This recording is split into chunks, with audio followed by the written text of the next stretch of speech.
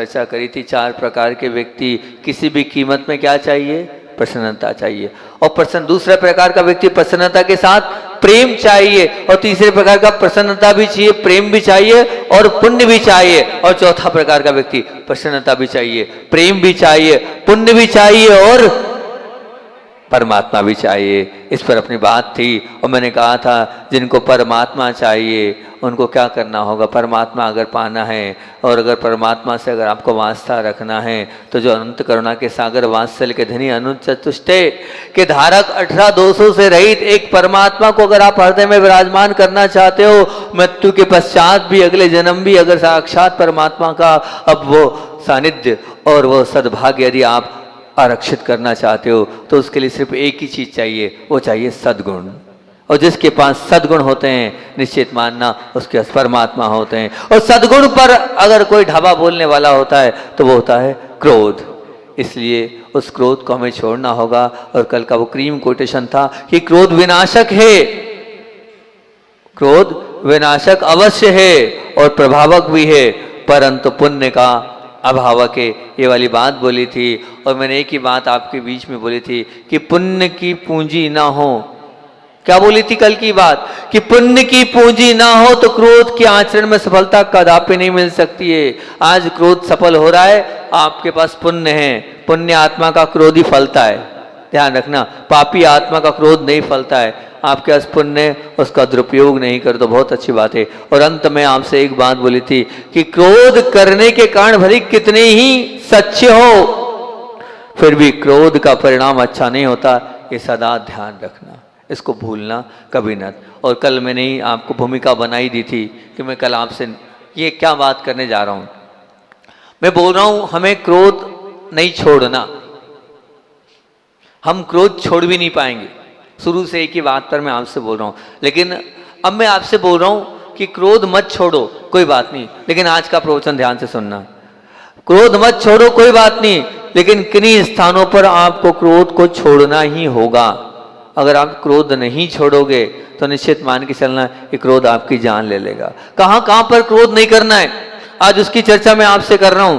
किस स्थान पर क्रोध नहीं करना है उनको लिख लेना, उनको नोट डाउन कर लेना, और कम से कम उतने स्थान पर क्रोध मत करना। हाँ, मैं नियम लेता हूं, मैं कमिटमेंट करता हूं, इतने स्थानों पर मैं क्रोध नहीं करूंगा। सबसे पहला स्थान कौन सा स्थान, घर से जाते समय कभी क्रोध मत करना। क्या बोल रहा हूं, जब घर से निकलो कभी क्रोध मत करना। घर से अगर आप बाहर जा रहे हो तो क्रोध मत करना। हमारे यहाँ ग्रंथों में निमित्त विज्ञान आता है, और उस निमित्त विज्ञान में बहुत अच्छी काम की बात आपको बिल्कुल एकदम प्रैक्टिकली बात सुना रहा हूं भाइयों, बिल्कुल इसको गलत मत लेना, जो अनुभूत है उसको सुना रहा हूं। हमारे यहाँ निमित्त विज्ञान में घर के निकलने को बहुत बड़ा शुभ लक्षण माना है। जब हम घर से निकलते हैं और घर का निकलना अगर शुभदायी हो गया, आपका कार्य हो जाएगा। आप कितने ही बड़े मतलब कोई भी कितनी बाधा आएगी, अगर घर से निकलते वक्त आप शुभ से निकल गए सब काम हो जाता है। और हमारे गुरुदेव एक ही चीज मानते थे, वो बोलते थे कि कार्य की शुरुआत करी, अगर शुरुआत अच्छे से आपने कर लिए तो सब कुछ हो जाएगा। तो मैं आपको बता रहा हूं, अगर आप क्रोध के साथ घर से निकलोगे, बिल्कुल सच बात बता रहा हूं आपको, मैं अंदर की बात बता रहा हूं, क्रोध के साथ अगर आप घर से निकलोगे तो क्रोध क्या करेगा। एक पूज्य गुरुदेव जिस पर श्रद्धा करते थे, आस्था करते थे, गुरुदेव का जीवन ज्योतिष से नहीं चला है, गुरुदेव का जीवन अनिमित्तों नहीं चला है, लेकिन गुरुदेव एक चीज पर श्रद्धा करते थे, वो है स्वर विज्ञान। क्या?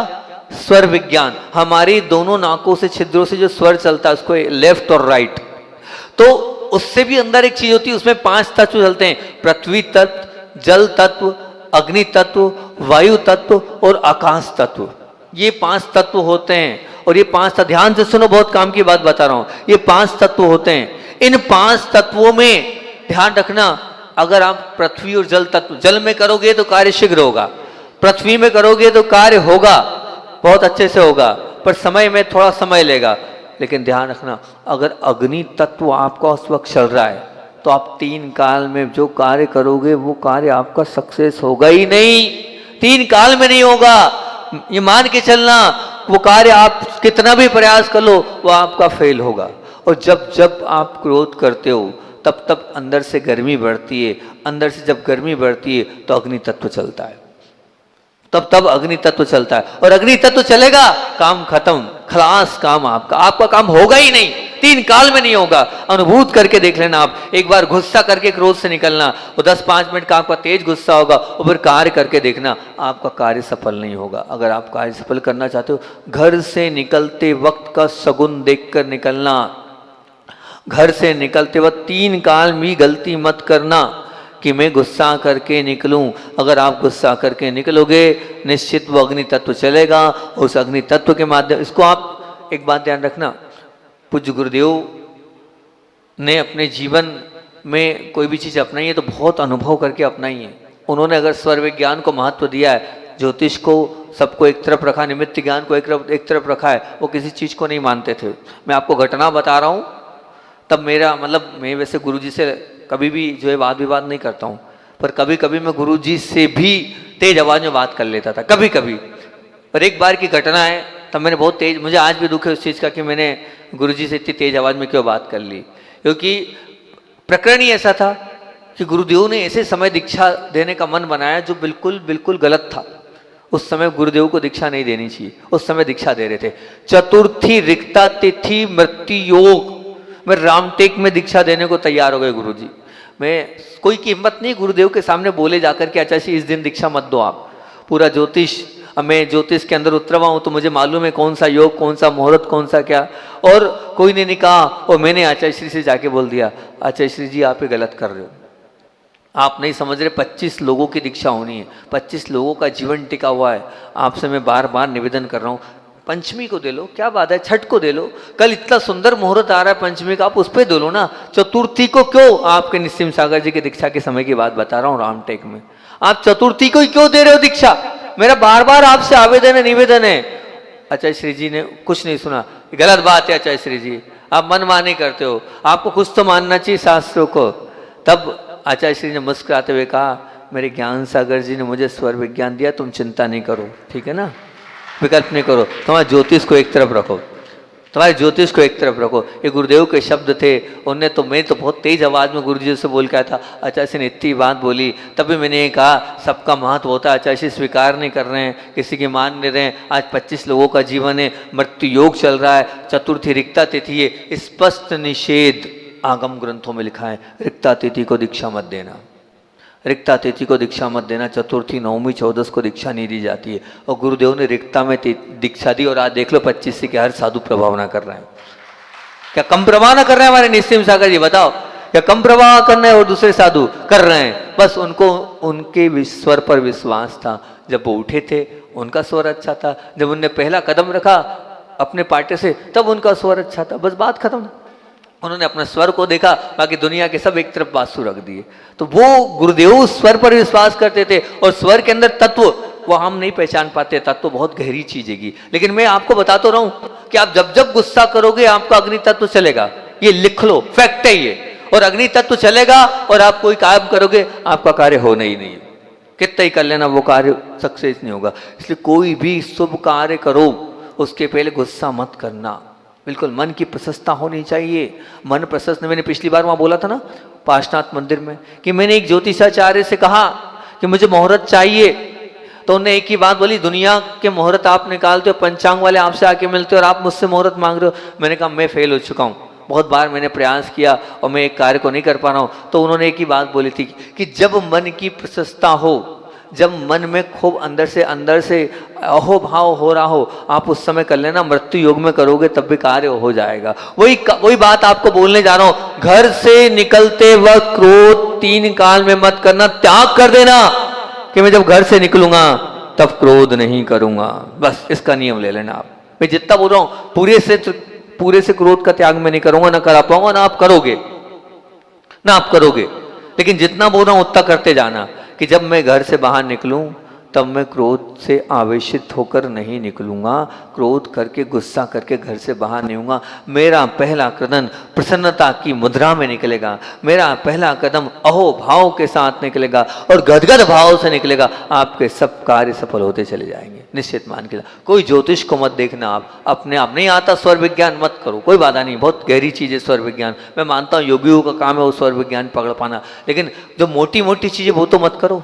तो बोलो इतना तो नियम ले लो कि जिस वक्त हम घर से निकलेंगे उस वक्त गुस्से में हम, बोलो तो सही, नहीं निकलेंगे, बिल्कुल नहीं निकलेंगे, घर से गुस्से से बाहर बिल्कुल नहीं होंगे, ये ध्यान रखना। और दूसरा, जब हम घर में प्रवेश करेंगे तब क्रोध में प्रवेश नहीं करेंगे। जब भी घर में कदम रखो, लोग बोलते हैं गृह प्रवेश का मुहूर्त दो, गृह प्रवेश का मुहूर्त दो। हम घर में जा रहे हैं और घर में रहकर उस घर हमारा फलदायी हो, शुभदायी हो। पर ज्योतिष विज्ञान को मैंने जब पढ़ा तो ज्योतिष विज्ञान में ये बात लिखी कि भैया एक बार वो स्थायी गृह प्रवेश तो होता है, लेकिन स्वर विज्ञान में कहा है कि जब जब भी आप घर में जाओ तो घर में जब प्रवेश करो तब भी उसका प्रवेश, उस समय जा रहे हो आप, उस समय भी वो जो है स्वर भी आपका अच्छा चलना चाहिए और शुभ घड़ी में प्रवेश होना चाहिए। शुभ घड़ी में प्रवेश आप करना चाहते हो, फलदायी अगर प्रवेश करना चाहते हो, जब घर में प्रवेश करो गुस्से के साथ प्रवेश मत करना, क्रोध के साथ प्रवेश अपने घर में मत करना, हमेशा प्रसन्नता के साथ अपने घर में प्रवेश करना। ध्यान रखना, मैं डरा नहीं रहा हूँ, आपने डरना मत, पर बाकी जो सत्य वो आपके बीच में रख रहा हूँ। जब आप घर में प्रवेश करते हो और वहाँ भी बहुत सारे देवी देवता आपके घर में हैं, जो आपके घर में निवास करते हैं, जो आपके घर में वास करते हैं, क्यों? अरे वो तो है, आगम ग्रंथों में लिखा है वैंतरों का निवास सब जगह है, तो वो भी वहाँ पर होंगे। और जब वो वहाँ पर होते हैं और आप मान लीजिए उस घर में गुस्से में प्रवेश करते हैं, वो अनिष्ट कर सकते हैं आपका। क्यों? क्योंकि वो भी उनका घर है और उनके घर में आप जा रहे हो, आपका बाद में, उनका पहले।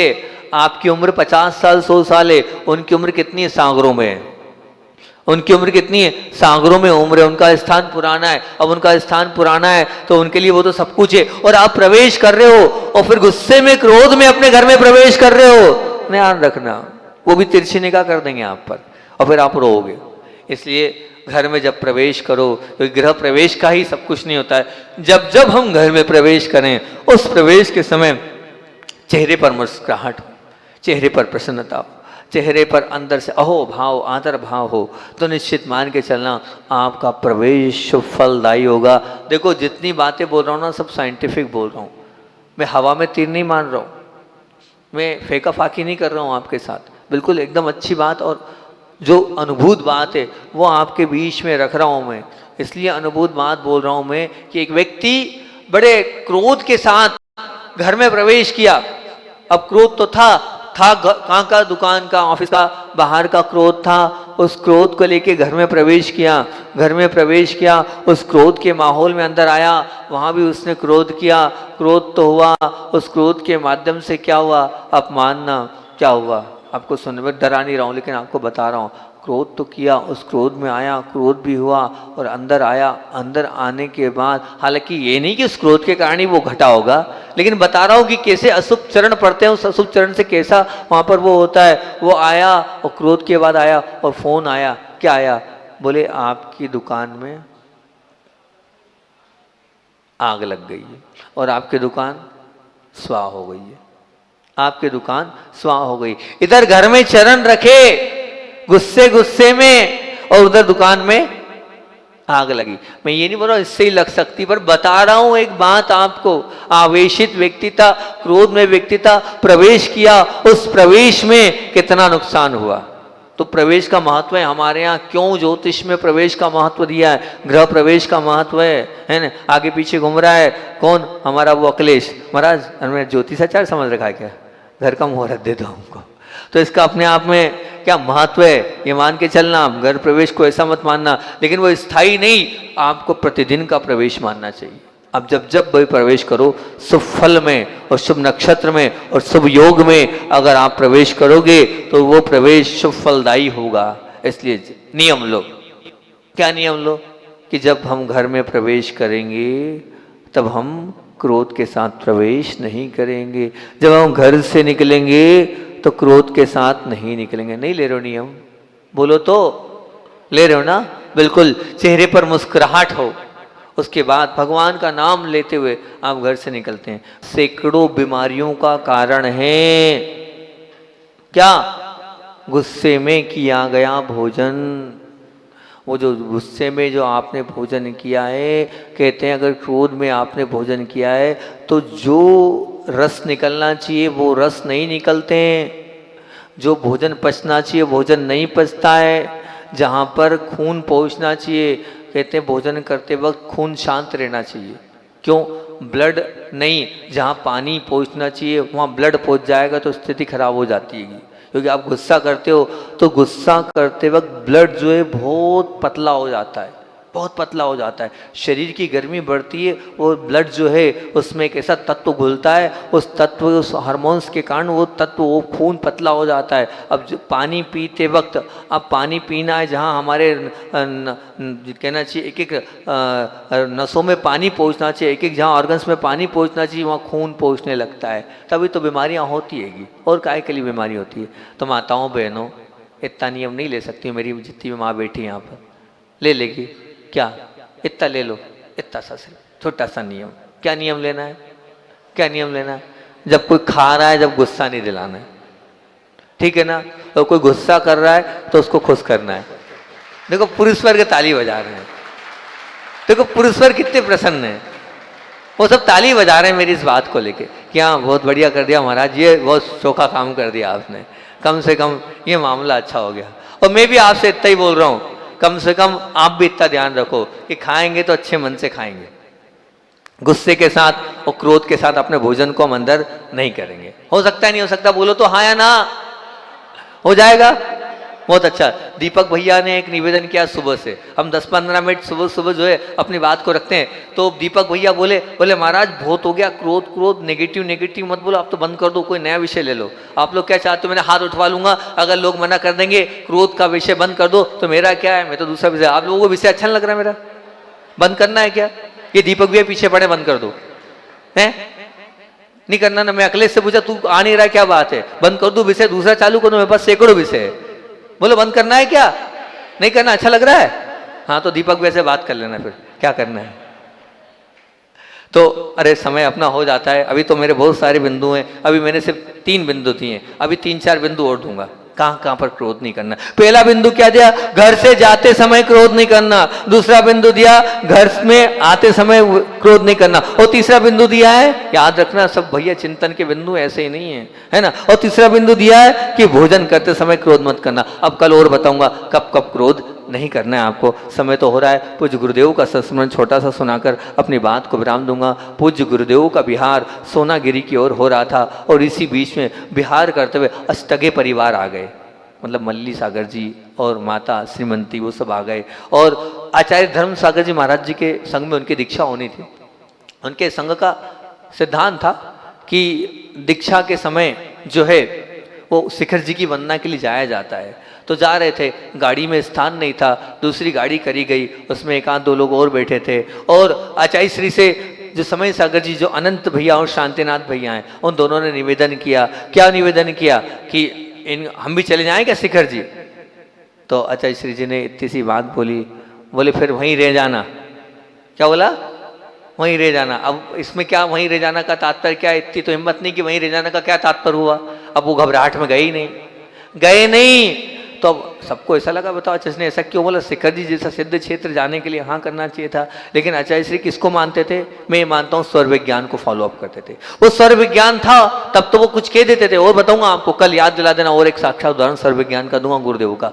तब आचार्य श्री ने कहा वहीं रह जाना। हिम्मत नहीं हुई। जो दूसरी गाड़ी गई थी, उस दूसरी गाड़ी में जिन पर उनको बैठ के जाना था उसका एक्सीडेंट हो गया। जो दूसरी गाड़ी गई थी उस गाड़ी का एक्सीडेंट हो गया।